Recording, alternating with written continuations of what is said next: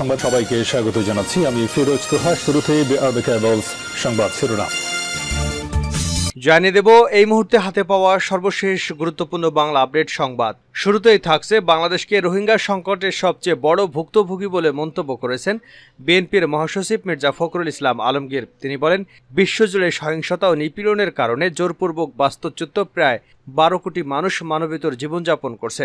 জাতিসংঘ ক্রমবর্ধমান সংখ্যাটিকে বিশ্বের রাষ্ট্রসমূহের উপর ভয়ঙ্কর অভিযোগ হিসেবে চিহ্নিত করেছে।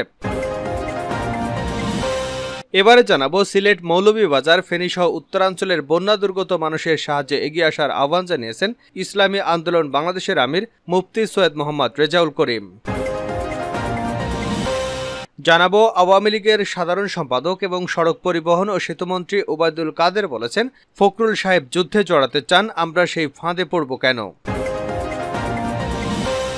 এদিকে রাজধানীর যাত্রাবাড়ির পশ্চিম মোমেনবাগের একটি বাসায় স্বামী স্ত্রীকে কুপিয়ে হত্যার ঘটনা ঘটেছে।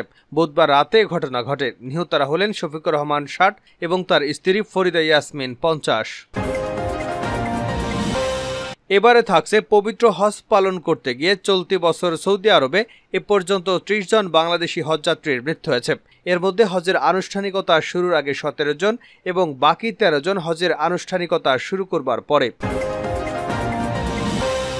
এবং সর্বশেষ জানাবো আন্তর্জাতিক সংবাদ, হামাসকে পরাজিত করা সম্ভব নয়। ফিলিস্তিনের স্বাধীনতাকামী গোষ্ঠী হামাসকে নির্মূল করা কোনোভাবেই সম্ভব নয় বলে জানিয়েছে ইসরায়েলের সেনাবাহিনীর শীর্ষ কর্মকর্তা ড্যানিয়েল হাগারি। বুধবার স্থানীয় সংবাদ মাধ্যম চ্যানেল 13কে দেওয়া এক সাক্ষাৎকারে এমন কথা বলেন তিনি।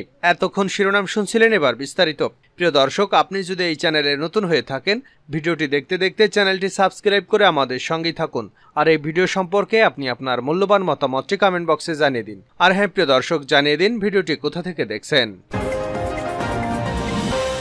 রোহিঙ্গা সংকটের সবচেয়ে বড় ভুক্তভোগী বাংলাদেশ, ফখরুল। বাংলাদেশকে রোহিঙ্গা সংকটের সবচেয়ে বড় ভুক্তভোগী বলে মন্তব্য করেছেন বিএনপির মহাসচিব মির্জা ফখরুল ইসলাম আলমগীর। তিনি বলেছেন, বিশ্বজুড়ে সহিংসতা এবং নিপীড়নের কারণে জোরপূর্বক বাস্তুচ্যুত প্রায় 12 কোটি মানুষ মানবেতর জীবনযাপন করছে। জাতিসংঘ ক্রমবর্ধমান সংখ্যাটিকে বিশ্বের রাষ্ট্রসমূহের উপর ভয়ঙ্কর অভিযোগ হিসেবে চিহ্নিত করেছে। 20 জুন বিশ্ব শরণার্থী দিবস উপলক্ষে বুধবার গণমাধ্যমে পাঠানো এক বাণীতে তিনি এসব কথা বলেন। ফখরুল ইসলাম দিবসটি ঘিরে বিশ্বের সব শরণার্থী মানুষ হিসেবে বেঁচে থাকা লড়াইয়ের প্রতি আন্তরিক সংহতি জানান। তিনি আরও বলেন, বিশ্বব্যাপী জোরপূর্বক বাস্তুচ্যুতি আবার অতীতে সব রেকর্ড ভেঙে দিয়েছে। পৃথিবীর দেশে দেশে উদ্বাস্তুর সমস্যা আজও ভয়াবহ, অমানবিক। বিশ্ব নাগরিকদের সহজাত কিছু অধিকার রয়েছে, যেমন মানুষ হিসেবে বেঁচে থাকার জন্য আশ্রয়, নিরাপত্তা এবং এক স্থান থেকে অন্য স্থানে যাওয়ার স্বাধীনতা সহ মানবিক মর্যাদা। তিনি আরও বলেন, বর্তমান সময়ে বিশ্বব্যাপী শরণার্থীদের সংখ্যা ক্রমবর্ধমান হারে বাড়ছে, যা খুবই আতঙ্কজনক। মির্জা ফখরুল ইসলাম বলেন, শরণার্থীরাও বিভিন্ন দেশে ক্ষুধা এবং বেকারত্বের তাড়নায় অপরাধের সঙ্গে জড়িত হওয়ার কারণে স্থানীয় সংস্কৃতির জন্য হুমকি হয়ে পড়ায় নতুন নতুন সংকটের সৃষ্টি হয়েছে। বিশ্বব্যাপী বাংলাদেশের নাম জোরে সোরে আলোচিত হবে মূলত রোহিঙ্গা সমস্যার কারণে। রোহিঙ্গা সমস্যার সবচেয়ে বড় ভুক্তভোগী হচ্ছে বাংলাদেশ। বন্যার্তদের সাহায্যে এগিয়ে আসার আহ্বান চরমোনাই পীরের।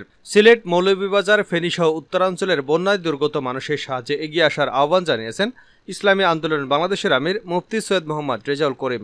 এক বিবৃতিতে তিনি বলেন, ভারী বর্ষণ এবং উজান থেকে নেমে আসা পাহাড়ি ঢলে সিলেট এবং মৌলভীবাজারের প্রায় অধিকাংশ এলাকা প্লাবিত হয়ে মানুষ মানবেতর জীবনযাপন করছেন। এলাকার বিদ্যুৎ উন্নয়ন বোর্ডের উপকেন্দ্রে প্লাবিত হওয়ার ঝুঁকিতে পড়েছে। সিলেট এবং মৌলভীবাজারের আশপাশের বাড়িঘর প্লাবিত হয়ে লোকজন পানিবন্দী হয়ে পড়েছেন। কেউ কেউ বাড়িঘর ছেড়ে নিরাপদ আশ্রয়ে চলে গেছেন। ইসলামী আন্দোলনের আমির বলেন, টানা ভারী বর্ষণ এবং পাহাড়ি ঢলে উত্তরাঞ্চলের 4 জেলায় নদ নদীর পানি বৃদ্ধি পেয়েছে। তিস্তাসহ প্রধান নদ নদীর পানির কয়েকটি স্থানে বিপদসীমার উপর দিয়ে প্রবাহিত হচ্ছে। আগামী কয়েকদিন অবিরাম বর্ষণের সম্ভাবনা থাকায় রংপুর, নীলফামারী, গাইবান্ধা ও কুড়িগ্রামের বন্যা পরিস্থিতি তৈরি হওয়ার আশঙ্কা তৈরি হয়েছে। এর মধ্যেই রংপুর, গাইবান্ধা এবং কুড়িগ্রামের এই 3 জেলার কয়েকটি নদ নদীর পানি বিভিন্ন পয়েন্টে বিপদসীমার উপর দিয়ে প্রবাহিত হচ্ছে। অন্যদিকে নীলফামারীতে পানির প্রবাহ বিপদসীমা অতিক্রম না করলেও পানি বাড়ার আশঙ্কা করা হচ্ছে। চরমোনাই পীর বলেন, বন্যায় ক্ষতিগ্রস্ত মানুষের পাশে দাঁড়ানো নৈতিক এবং মানবিক দায়িত্ব। সেই দৃষ্টিকোণ থেকে সংগঠনের নেতাকর্মী, সমাজের বিত্তবান এবং সাহায্য সংস্থাগুলোকে এগিয়ে আসতে হবে। তিনি বলেন, সরকার সিলেট এবং মৌলভীবাজারের ক্ষতিগ্রস্তদের জন্য এখন পর্যন্ত কোনো উদ্যোগ না নেওয়ায় জনমনে সংশয় বিরাজ করছে। ফখরুলদের ফাঁদে পড়ব কেন, ওবায়দুল কাদের। আওয়ামী লীগের সাধারণ সম্পাদক এবং সড়ক পরিবহন ও সেতুমন্ত্রী ওবায়দুল কাদের বলেছেন, ফখরুল সাহেব যুদ্ধে জড়াতে চান, আমরা সেই ফাঁদে পড়ব কেন? তিনি বলেন, বিরোধী দলের একটা ভাষা আছে, সরকারে যারা থাকে তারা নতজানু থাকে। এটা বিরোধী দলের একটা কমন ভাষা, কিভাবে নতজানু এটা একটু ফখরুল সাহেব ব্যাখ্যা করে বলুক।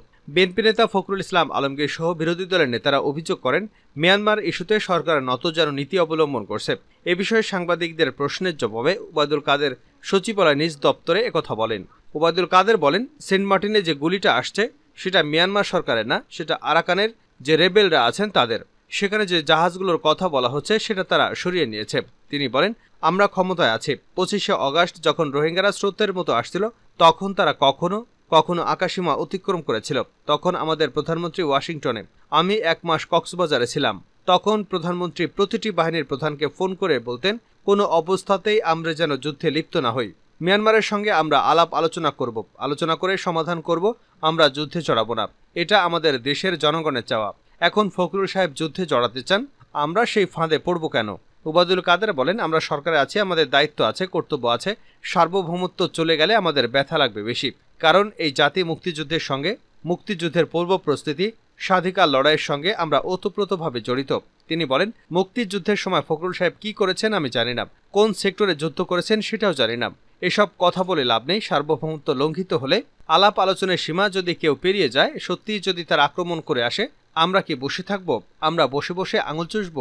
আমাদের পাল্টা আক্রমণ করতে হবে। আমরা তো এখনো আক্রমণ দেখিনি। ওদের অভ্যন্তরীণ অনেক সমস্যা আছে। আমরা সীমান্তে আছি, গুলি এসে লাগতেই পারে, গুলির আওয়াজ হতেই পারে। এটা সার্বভৌমত্বের লঙ্ঘন নয়, এটা ওদের অভ্যন্তরীণ সমস্যা যেখান থেকে হচ্ছে। সেটার জন্য আমরা কেন মিয়ানমার সরকারকে দায়ী করব? আমরা যতদিন সম্ভব শেষ পর্যন্ত আলাপ আলোচনার দরজা খোলা রাখব। যাত্রাবাড়িতে স্বামী স্ত্রীকে কুপিয়ে হত্যা। রাজধানীর যাত্রাবাড়ির পশ্চিম মোমেনবাগের একটি বাসায় স্বামী স্ত্রীকে কুপিয়ে হত্যার ঘটনা ঘটেছে। বুধবার রাতে ঘটনা ঘটে। নিহতরা হলেন শফিকুর রহমান 60 এবং তার স্ত্রী ফরিদা ইয়াসমিন 50। যাত্রাবাড়ি থানার পরিদর্শক তৌহিদুল ইসলাম মামুন ঘটনার সত্যতা নিশ্চিত করেছেন। দুজনের শরীরে ধারালো অস্ত্রের আঘাত পাওয়া গেছে। ময়নাতদন্তের জন্য মরদেহ ঢাকা মেডিকেল কলেজ হাসপাতালের মর্গে পাঠানো হয়েছে। খোঁজ নিয়ে পরে বিস্তারিত জানাতে পারব।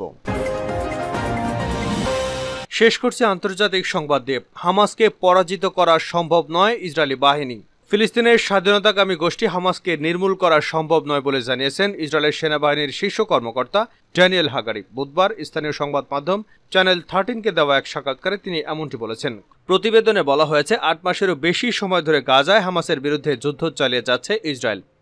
তবে এখনও তারা গোষ্ঠীটিকে নির্মূল করতে পারেনি, বরং হামাস উৎখাত করতে গিয়ে হাজার হাজার বেসামরিক মানুষকে মেরে ফেলেছে ইসরায়েল। এ প্রসঙ্গে ইসরায়েলের সেনাবাহিনীর মুখপাত্র হাগারি বলেন, হামাস একটি মতাদর্শ নির্মূল করা সম্ভব নয়। আমরা হামাসকে শেষ করে দিতে যাচ্ছি। এটা বলা মানে হলো মানুষের চোখে ধুলো দেওয়া। আমরা বিকল্প ব্যবস্থা না নিলে শেষ পর্যন্ত হামাস থাকবে। এদিকে হাগারির এই বক্তব্য প্রত্যাখ্যান করেছে ইসরায়েলের প্রধানমন্ত্রীর বেঞ্জামিন নেতানিয়াহুর কার্যালয়। ইসরায়েলি প্রধানমন্ত্রীর পক্ষ থেকে এক বিবৃতিতে বলা হয়েছে, প্রধানমন্ত্রী নেতানিয়াহুর নেতৃত্বাধীন মন্ত্রিসভা হামাসের সামরিক এবং সরকারি সক্ষমতাকে ধ্বংস করাকে যুদ্ধের অন্যতম লক্ষ্য হিসেবে বিবেচনা করছে। ইসরায়েলি প্রতিরক্ষা বাহিনীও এ বিষয়ে প্রতিশ্রুতিবদ্ধ। এর বাইরে যে কোনো দাবি অপ্রাসঙ্গিক। গাজা স্বাস্থ্য মন্ত্রণালয় জানিয়েছে, গত 7 অক্টোবর থেকে গাজায় ইসরায়েলি হামলায় প্রায় 37,500 ফিলিস্তিনি নিহত হয়েছেন। নিহতদের বেশিরভাগই নারী ও শিশু। এছাড়া আহত হয়েছেন 84,000-এরও বেশি ফিলিস্তিনি।